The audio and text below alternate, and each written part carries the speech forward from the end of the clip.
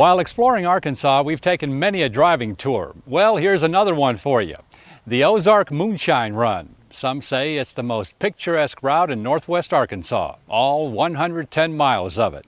We're loaded up in trucking, so come along with.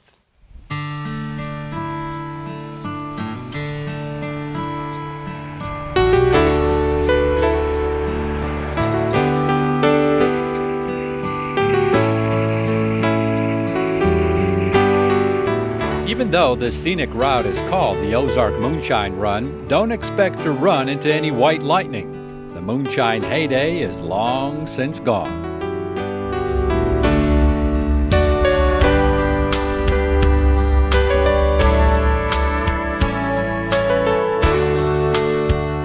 The Moonshine Run utilizes about 6 highways which form a loop south of Harrison. There's Scenic Highway 7, Highway 374, 123, Highway 16 and 21, and Highway 43 back up to Harrison. 110 miles of driving adventure.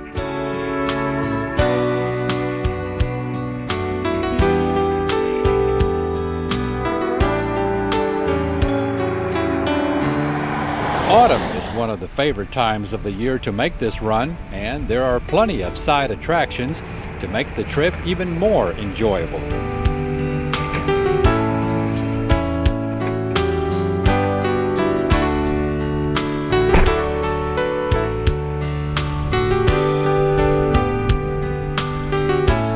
South of Mount Judy off Highway 123 in the Ozark National Forest, there's Sam's Throne, a popular hiking, rock climbing, and camping area named after Sam Davis, who during the 1820s used to preach from the top. Farther along in Boxley Valley, there's the Boxley Valley Church, which has been in National Geographic magazine. Lost Valley, with all of its waterfalls and Native American bluff shelter, and Rocky Mountain Elk, which usually can be seen grazing toward late afternoon along Boxley Valley.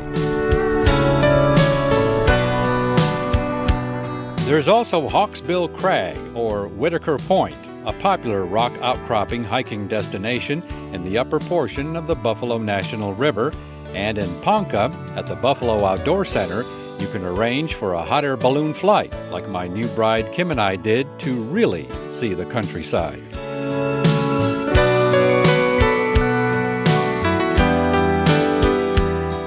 So take in all or part of the Ozark Moonshine Run south of Harrison and see for yourself why this truly is one of the most picturesque routes in the Ozarks.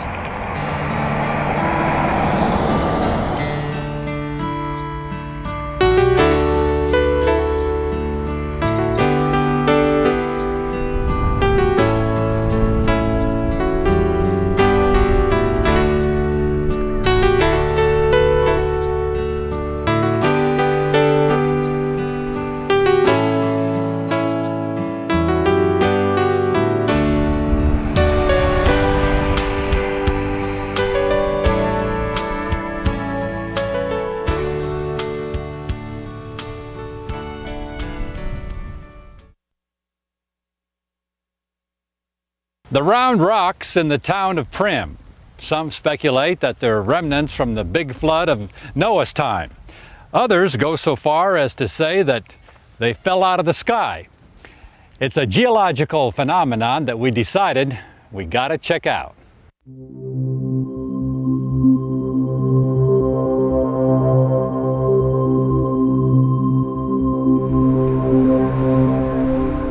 As you might have guessed, rocks this unusual have definitely put Prim on the map, with folks coming from far and near to get a first-hand look at these spherical wonders.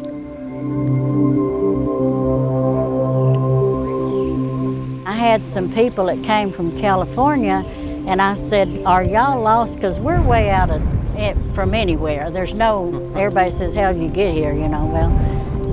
I said, "Are y'all lost and need a way, know how to get out of here?" And they said, "No, we left California and we knew we were coming to Prim to see the rocks." I said, "Well, great." And I said, "Well, how did you find out about us?" And they said, "Well, we read in this book, Off the Beaten Path, you're in the book. And so I said, yeah, we are. And she said, that's where we read it.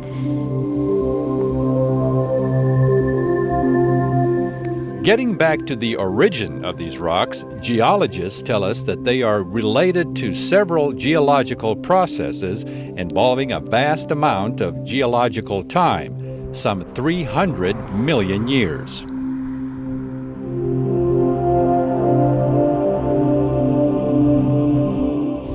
These things formed in a sandstone bed, and in this area, the sandstone generally caps the top of the hill, which if we were able to look behind me here, you'd see there is a sandstone bed going across the top of the hill. And gravity, of course, works all the time, so as they began to be weathered out of that sandstone, they began to move down the hill slope. And they are separating just because they're taking a little bit, each one's taking its own little bit different path going down the hill. And of course, what we're seeing here is a little bit artificial, simply because the owners have kept the underbrush cleared out. And by keeping the underbrush cleared out, you allow them to erode out of the hillside faster. And so you see them on this spot anywhere from completely exposed to just beginning to be exposed. But the majority of them, they form as like a pearl. Yes, in fact, you're quite correct. The cement that formed them is exactly the same material that forms a pearl, calcium carbonate. However, those are organic in formation and these are mineral in formation. They form from cementation, starting from a small nucleus and growing outward by chemical accretion. And then later, as the water changed, when they began to be eroded out of the hillside, the sand adjacent to them didn't have a whole lot of cement to it. So that just became the sandy soil that we have here on the site, whereas they held together. And a lot of times you see an iron coating or a brownish iron oxide coating on the outside. That's a very late secondary formation. If you've ever drunk irony well water, you know what irony water tastes like. Well, that iron can precipitate out or can be chemically deposited between the sand grains. And because that water encountered a little different chemical environment on the outside of these spheres, it was precipitated and it made what we call a case hardening, which allowed even better preservation of them.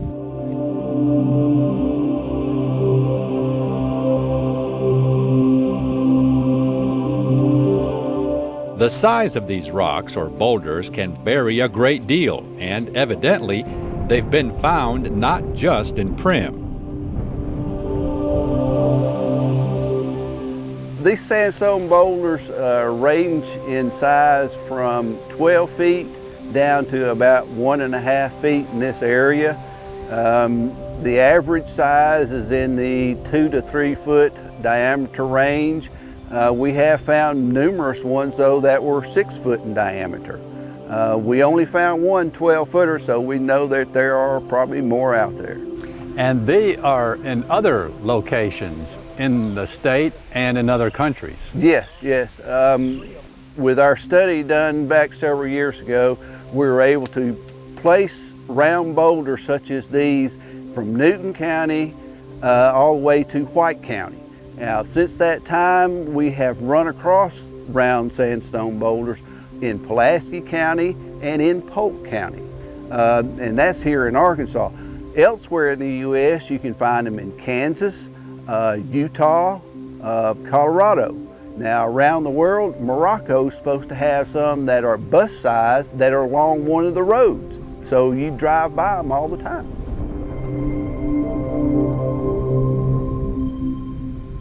Folks drive by these spherical boulders in Prim all the time and think nothing of it, except for the fact, depending on their size and how bad somebody wants one, they can bring in as much as $700 a piece. But good luck in towing one off.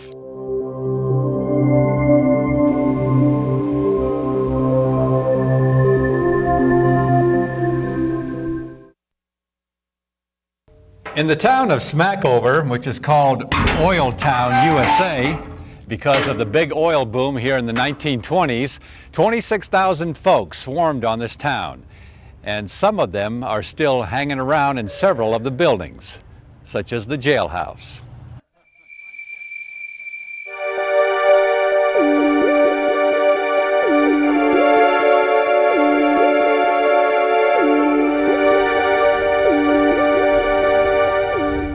Tell us what this device is that you have here, Tommy. Okay, this is an EMF detector. It's the K2 EMF detector. It's electromagnetic field detector. And supposedly spirits, when they're in the area, put off an electromagnetic field, and this picks it up. We can communicate with the spirits through this by asking a question, and if they're nearby, they'll make the lights light up, and then if for yes, and it doesn't light up for no. So this is how we talk to them. What reading are we getting here now? Right now it's on green. Back there a few minutes ago it flickered, meaning there's something on back there. Most of our readings come from this back hallway and in the second cell here. To tell us the story here of this jail cell. Okay, this jail cell is where there was a 16-year-old boy. His name was Jeff. We do not know his last name, but he hung himself in this jail, and he was in the second cell where he hung himself. That's where a lot of people have gotten pinched, their hair pulled, pushed from this cell in here. And at night he does communicate with you quite well with this device. And then back in the corner there's someone back there, but we don't know who it is. We haven't gotten an answer from them as their name, but there's a lot of activity back there. Hope you'll experience it tonight.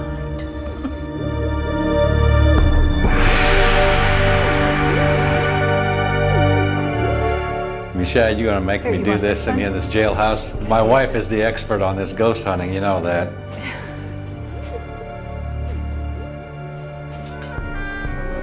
You hear?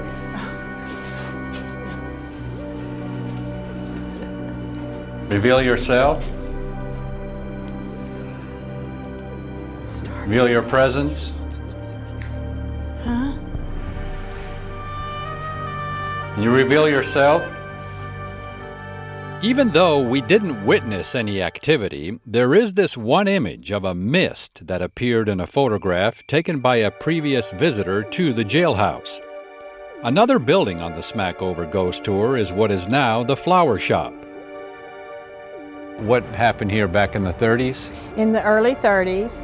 Upstairs, downstairs, the flower shop at that time was a grocery store. Upstairs, we had a doctor's office, and a little boy named Jimmy, 8 years old, got ill. His mother brought him here and took him upstairs and told him to wait while she left to go take her other children to a babysitter. She said, "Mom will be right back." By the time she got back, little Jimmy had died. He'd passed away. And people have, talked to him here and seen him. I've heard some people say they see him out on the sidewalk at midnight. But supposedly, he says that he's still here waiting on his mother to come back.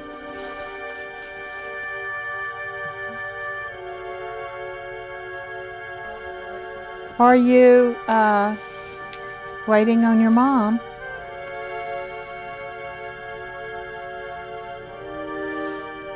Okay, can you stop now, please?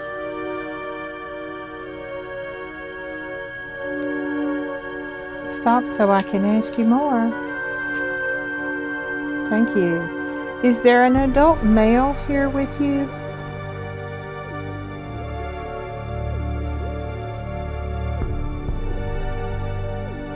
Thank you.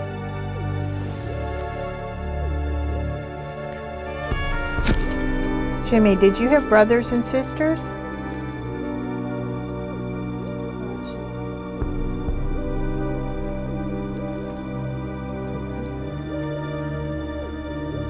Did you just have brothers? How many? Did you have 3? Okay, stop, please. Can you stop? Well, Tommy, the other stop on your tour is, I guess, this area where the old Dairy Queen used to be? Yes, it is. The building here actually was the old city cleaners back in the day. And we have a picture that we took in this area, and the three entities showed up. There was a lady in front of the door, a dark figure in the middle, and then a man on this side that looked like he worked on the railroad. He had a cap on, white fluffy sleeves, and a black vest. And I took three pictures. The first, all of them with my flash. The first one was clear. The second one was kind of dark. The third one was clear. So the middle one is the one I was curious why it didn't light up, and pulled up and saw the three entities there. Still another building with reported activity is the old general store. This building is now called the Gathering Place, but it used to be a mercantile store. And the man who owned it is standing in the center on this photo right here. He was standing in the doorway, and the men were throwing cans up out in the street and shooting them. And his brother actually turned to him and said, "This is a holdup," jokingly, and pulled the trigger. Well, the owner of the store dropped dead, and the brother said he thought the gun was empty. It was all an accident. One picture taken inside of the Gathering Place shows a moving orb. Others taken outside show various neon-looking light images. There are also 3 cemeteries on the Smackover Ghost Tour, with this image taken at one of them. But videographer Michad Holliday and I opted not to take it to that extreme after taking a good look at the picture. So pay a visit to Smackover after dark, if you dare. Can you talk to us, please? All you have to do is run your hand close to this meter. It'll pick you up, it won't hurt. Huh? You reveal yourself?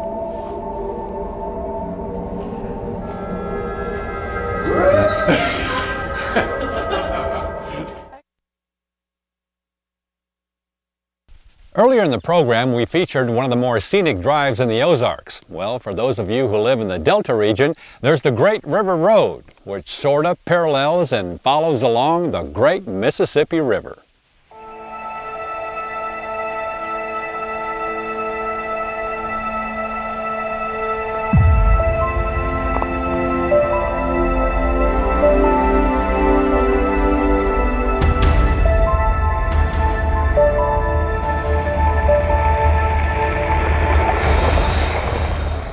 The Great River Road actually extends through 10 states along the Mississippi River, from Minnesota down to the Gulf of Mexico. It was designated as a National Scenic Byway in 2002. Arkansas's portion extends from Blytheville all the way down to Eudora, a distance of more than 360 miles. The route is mainly composed of 2-lane highways with a few gravel county roads, such as between Marianna and Helena, as you follow Highway 44 like we did through the St. Francis National Forest.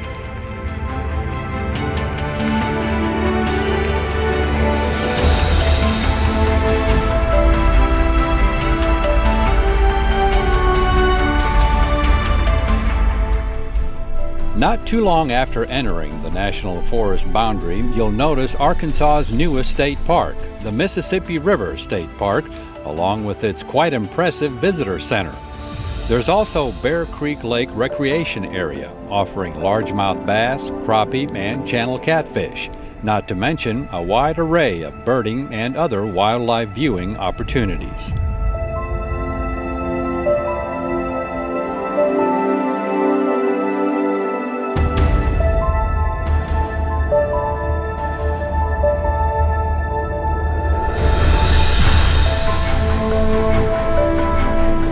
green pilot's wheel signs mark the Great River Road, and through the St. Francis National Forest are shared with Crowley's Ridge signs, since it's also the southern tip of Crowley's Ridge Parkway.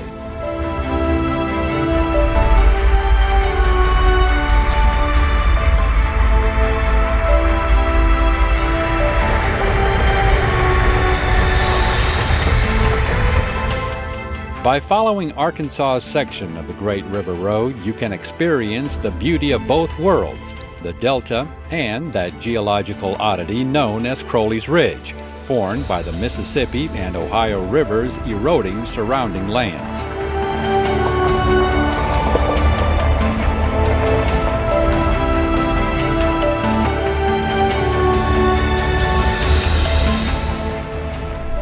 This rich alluvial soil once only nurtured swamps, bayous, and bottomland forests, such as along the St. Francis National Forest. It's been home to mankind for more than 1,000 years. Native Americans used the ridge as a refuge during high water and hunted its forests. This area also saw some of the earliest European explorers, as the Mississippi River was a major travel route. And in 1815, just a few miles west of this area, was the starting point for the survey of the Louisiana Purchase territory. Over time, the river's fertile soils have been adapted into the most productive farmland in the world.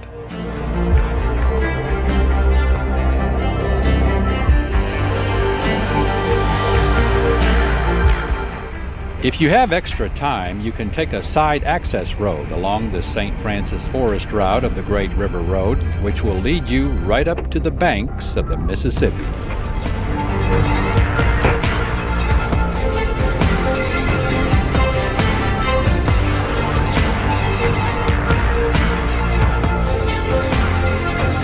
Here you can really appreciate what this magnificent river has meant throughout the history of America as it flows transportation, energy and industry, and recreation along the heartland of the nation. From the days of Native Americans, DeSoto, Marquette and Joliet, the Civil War, steamboats, and Mark Twain's unique insight, the Mississippi River has played a vital role in the development of our country. Experience it for yourself along the Great River Road.